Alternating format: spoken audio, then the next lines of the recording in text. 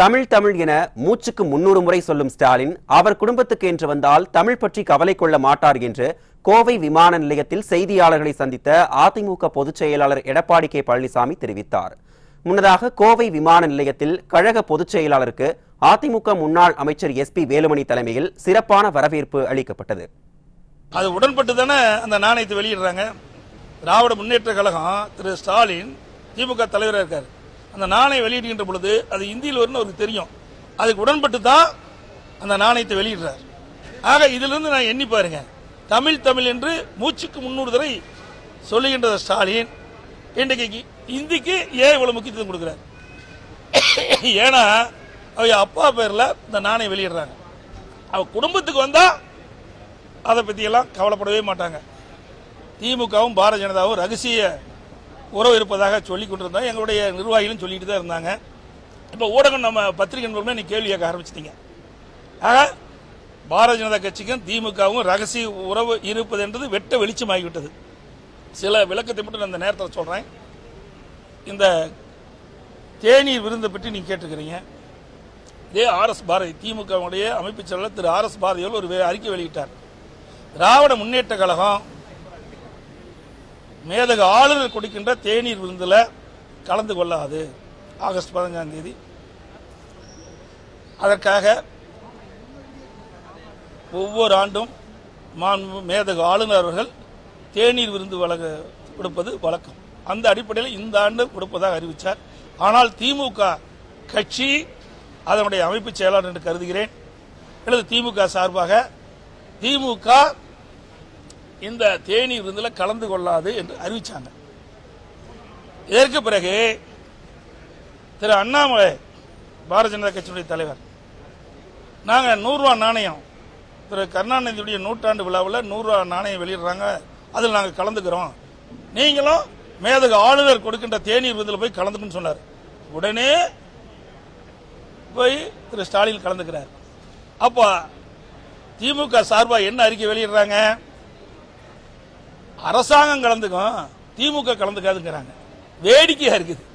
திமுக யாரு? திரு ஸ்டாலின் தான் திமுக கட்சியினுடைய தலைவர். திரு துரைமுருகன் தான் திமுக கட்சியுடைய பொதுச் செயலாளர். ஆக தலைவரும் கலந்துக்கிறாரு, பொதுச் செயலாளரும் கலந்துக்கிறாரு. ஆக திமுக கலந்து கொண்டதில்லை. ஆக இரட்டை வேடம் போடுகின்ற கட்சி திமுக கட்சி. எப்படி ரகசிய உருவாக்கின்றதை இருப்பாருங்க. திரு அண்ணாமலை சொல்றாரு, அவரு 100 ரூபா நாணயம் திரு கருணாநிதியுடைய நூற்றாண்டு விழா 100 ரூபா நாணயம் வெளியிட்ட பொழுது நான் கலந்துக்கிறேன், அதுல நீங்க போய் இதுல கலந்துக்கிற அப்படின்னு சொல்லுகின்ற பொழுது இதில் இருந்து வெளிப்படையா தெரியுது அவருடைய உறவை வெட்ட வெளிச்சமாக்கப்பட்டது. பிறகு திமுக கட்சி சேர்ந்த நாடாளுமன்ற தேர்ந்தெடுக்கப்பட்ட பிறகு டெல்லியில ஒரு தேநீர் விருந்து கொடுக்கறாங்க. அதுல பாரதிய ஜனதா கட்சியினுடைய தேசிய தலைவர் மரியாதைக்குரிய நட்டா அவர் கலந்துக்கிறார். ஏன் திரு ராகுல் காந்தி அவருக்கு கண்ணுக்கு தெரியலையா? அதே போல திரு கருணாநிதி அவருடைய சிலையை திறக்கிறாங்க சென்னையில். அப்ப யார் திறக்கிறா? முன்னாள் ஜனாதிபதி திரு வெங்கையா நாயுடு திறக்கிறார். அவர் யார்? எப்ப இருந்தாரு? அவர் பாரதிய ஜனதா கட்சியுடைய தலைவராக இருந்தார், பிறகு அமைச்சராக இருந்தார். அந்த கட்சியை சார்ந்தவர் ஒருவரை வைத்து தான் திறந்தார். இதே எண்ணி பாருங்க. அனைத்து இந்திய அண்ணா திராவிட முன்னேற்ற கழகம் ஆட்சி இருக்கின்ற பொழுது, பொன்மனச்செம்மல் புரட்சி தலைவர் எம்ஜிஆருடைய நூற்றாண்டு விழா வருகின்ற பொழுது அதை கொண்டாடுகின்ற விதமாக நாங்களும் 100 ரூபா நாணயம் வெளியிட்டோம். அப்ப நாங்களே வெளியிட்டோம். பாரதிய ஜனதா கூட்டணி இருக்கும்போது கூட நாங்கள் கூப்பிடல. ஆக இவர்கள் திரு கருணாநிதி அவர்களுடைய நூற்றாண்டு விழாவை கொண்டாட வேண்டும் என்பது அவருடைய விருப்பம். 100 ரூபா நாணயம் வெளியிடுவது அவருடைய விருப்பம். ஆனா வெளியிடுவது யார் என்றுதான் கேள்வி. திரு ராகுல் காந்தி கூட்டு வந்து இதை வெளியிட்டுக்கலாம்ல. இதிலிருந்து திராவிட முன்னேற்ற கழகம் பாரதிய ஜனதாவும் ரகசிய உறவு இருப்பது வெட்ட வெளிச்சமாகிறது. அனைத்து இந்திய அண்ணா திராவிட முன்னேற்ற கழக அரசு இருக்கின்ற பொழுது சரி, அனைத்து இந்திய அண்ணா திராவிட முன்னேற்ற கழக நாடாளுமன்ற உறுப்பினர் 37 பேர் இருந்தாங்க. காவிரி நதிநீர் பிரச்சனை வந்தது, உச்சநீதிமன்றம் தீர்ப்பு கொடுக்கப்பட்டு விட்டது. அந்த நிலையில மத்திய அரசு அந்த தீர்ப்பு அமல்படுத்துவது காலதாமதம் செஞ்சது. உடனடியாக அனைத்து இந்திய அண்ணா திராவிட முன்னேற்ற கழக நாடாளுமன்ற 37 பேர் உச்சநீதிமன்ற தீர்ப்பை அமல்படுத்த வேண்டும் அப்படி என்று குரல் கொடுத்து 22 நாட்கள் நாடாளுமன்றத்தில் ஒத்தி வைத்தோம். ஏன் இப்போ எடுக்க மாட்டேங்கிறாங்க? திரு ஸ்டாலின், திராவிட முன்னேற்ற கழகம், அவருடைய கூட்டணி வச்சு சேர்ந்தவர்கள் 39 பேர் தமிழ்நாட்டில் தேர்ந்தெடுத்திருக்காங்க. என்ன பண்ணிட்டு இருக்கிறாங்க?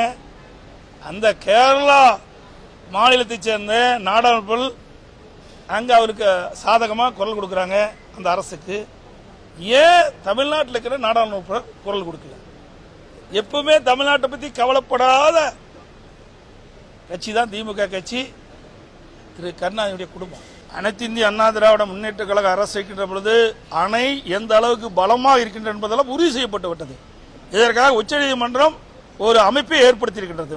மத்தியில் இருக்கிற அதிகாரிகள், கேரளாவில் இருக்கின்ற பொதுப்பணித்துறை அதிகாரிகள், தமிழ்நாட்டில் இருக்கின்ற பொதுப்பணித்துறை அதிகாரிகள் இன்றைக்கு ஒவ்வொரு குறிப்பிட்ட காலத்திலும் இந்த அணையை ஆய்வு செய்து அணையினுடைய உறுதித்தன்மையை இன்றைக்கு உறுதிப்படுத்திட்டு இருக்கிறாங்க. அதனால வேண்டுமென்றே திட்டமிட்டு அந்த அணைக்கு ஏதாவது ஒரு பாதிப்பை ஏற்படுத்த வேண்டும் என்பதற்காக கேரளா இருக்கின்ற அங்க இருக்கின்ற நாடாளுமன்ற அங்க இருக்கின்ற அரசு ஏதாவது ஒரு காரணத்தை சொல்லிட்டு இருக்குது. அதெல்லாம் உண்மை அல்ல.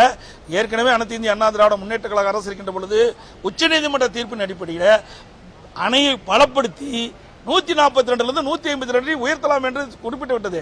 அணையை பலப்படுத்துகின்ற முயற்சியில் ஈடுபடுகின்ற பொழுது கேரள அரசுக்கு தடையா இருந்தது.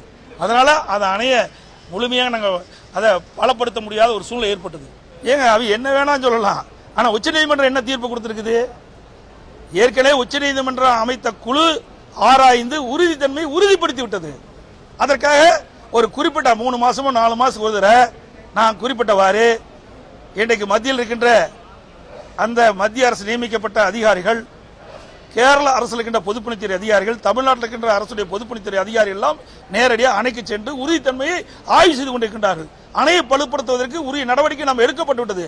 அதிமுக அரசு இருக்கின்ற பொழுது அதுக்கு உறுதித்தன்மையை உறுதிப்படுத்துவதற்கு உண்டான நடவடிக்கைகள் எடுக்கப்பட்டு அணை பலமாக உறுதியாக இருக்கின்றது. வேண்டுமென்றே திட்டமிட்டு ஒரு தவறான இன்னைக்கு பிரச்சாரத்தை மேற்கொண்டிருக்காங்க. இது கண்டிக்கத்தக்கது. வேண்டுமென்றே திட்டமிட்டு கேரள அரசு, கேரளாவில் இருக்கின்ற அமைச்சர்களோ நாடாளுமன்றங்களோ இப்படிப்பட்ட கருத்தை சொல்லுவது வருந்தத்தக்கது. இது இன்றைக்கு 5 மாவட்ட மக்களுடைய ஜீவாதார பிரச்சனை, உயிர்நாடி பிரச்சனை. இந்த தென் மாவட்டத்தில் இருக்கிற 5 மாவட்ட மக்களுக்கும் இன்றைக்கு விவசாயத்திற்கு குடிப்பதற்கும் நீர் ஆதாரம் இருப்பது முல்லை பெரியாறு அணையினுடைய நீர். இது அனைவருக்கும் தெரியும். திமுக கூட்டணியில் அங்கமிக்கின்ற கட்சியெல்லாம் திமுகவோடு இணைஞ்சிட்டு அதுக்கு தனித்தன்மையே கிடையாது. மக்களுடைய பிரச்சனை இவ்வளவு இருக்கும்போது ஏதாவது குரல் கொடுக்குறாங்களா? சொல்லுங்க பார்க்கலாம். அந்த முல்லை பெரியார் பிரச்சனையாக இருந்தாலும் சரி, போக்குவரத்து தொழிலாளருடைய பிரச்சனையாக இருந்தாலும் சரி, விலைவாசி விண்ணை முட்டுகின்ற அளவுக்கு உயர்ந்தாலும் அதை பற்றி கவலை இல்லை. சட்ட ஒழுங்கு தமிழகத்தில் சீர்கட்டாலும் அதை பற்றி கவலை இல்லை. அவர்களுக்கு வேண்டியது அதிகாரம், பதவிகள். அதற்காக கூட்டணியில் அங்கம் வைக்கின்றார்கள். இதுதான் கூட்டணி கட்சியுடைய நிலைப்பாடு.